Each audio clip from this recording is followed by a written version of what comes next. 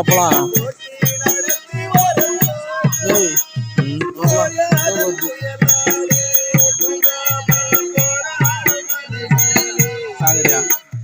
ஜெய நான் போனேன் போட்டாமா போட்டோ இதாக்கிற கூடு யாரு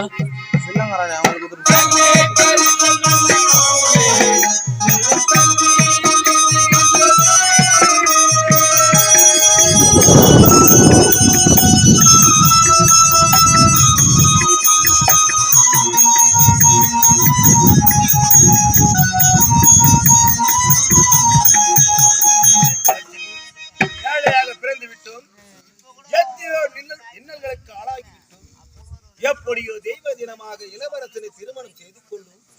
இனிமேல் நமது வாழ்வு மலரும் என்று மனக்கோட்டை கட்டி வைத்திருந்தாயோ கலைச்செல்வி.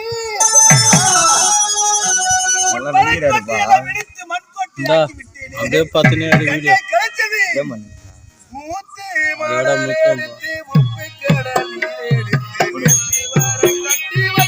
பபந்து போன பபந்து ஊத்துரு வீட்டுக்கு எடுத்துன்னு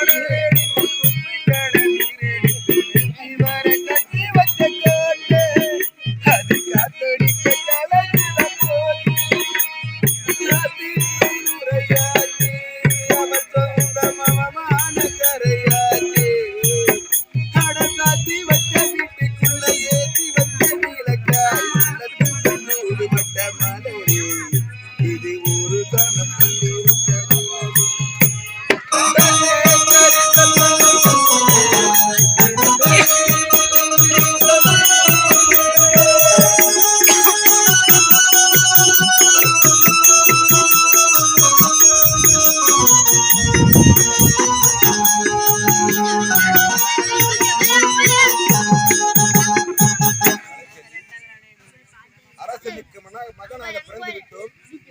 நமது வாழ்வு இப்படியோ நிலைத்திருக்கும் கொண்டிருந்தேன். உயர்ந்தவர் தாழ்ந்தவராக தாழ்ந்தவர் உயர்வதும் வாய்ப்பில் இயல்பு என்று எனக்கு பாடம்.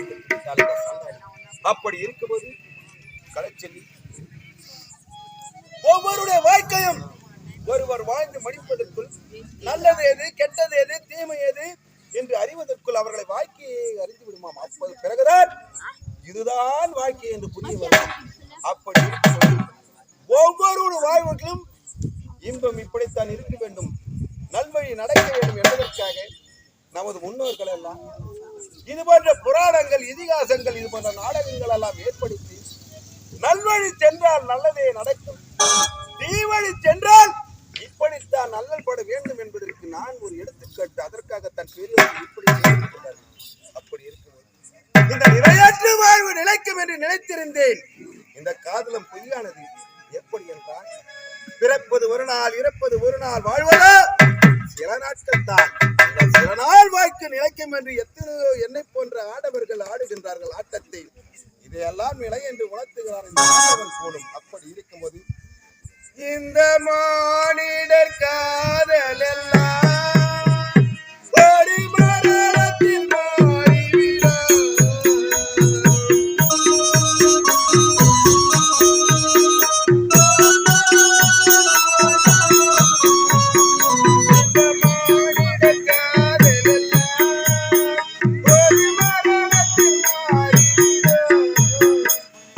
மலர்களின் பாதமெல்லாம் ஒரு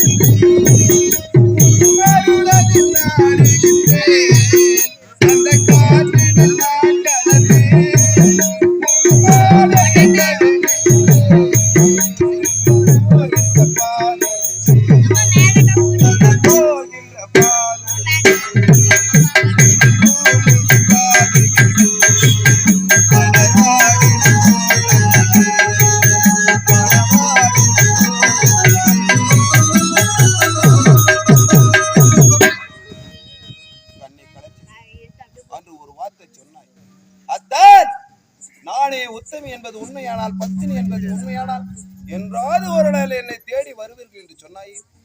அந்த வார்த்தை இப்போது படுத்தி விட்டால் நன்றாக இருக்கும் என்று நான் நினைக்கிறேன். கண்ணீரால் என் பாதங்களில் அபிஷேகம் செய்தாய், உதாசனம் செய்தேன், துன்புறுத்தினேன், நாடு கடத்தினேன். ஆனால் அன்று நீ சொன்ன வார்த்தை பழித்து விட்டால் என் கண்ணீரால் உன் பாதங்களில் அபிஷேகம் செய்ய வேண்டும். அப்பொழுதுதான் என்னை போன்றவர்களுக்கெல்லாம் பாடம். எப்படி உன்னை பார்த்து விட வேண்டும், உன்னை நான் அடைந்து விட வேண்டும் துடியாக துடித்துக் கொண்டு இருக்கும் வேளையில் பசியோ அதிகமாக இருக்கிறது. என்னால் நடக்கவும் முடியவில்லை, நடையோ தள்ளாடுகிறது, பசியோ அதிகமாக இருக்கிறது.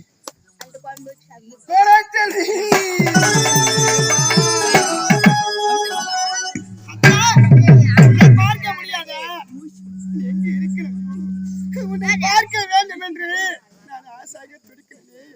உன் முகத்தை பார்க்க முடியாதா? இந்த பாய் உன் முகத்தை பார்க்க முடியாதான். யாராக இருக்கும் சசி தள்ளி கொடுத்து காப்பாற்ற.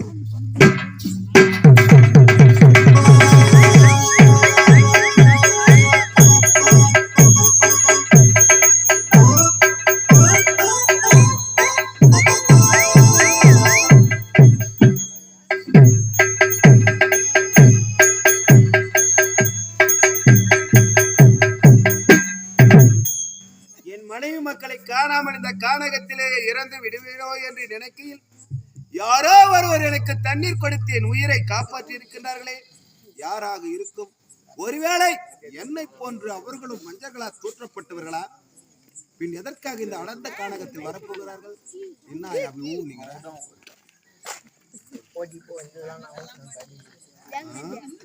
சரி, யார் என்று தான் பார்க்கலாமே. ஒன்றுமே புரியவில்லையே.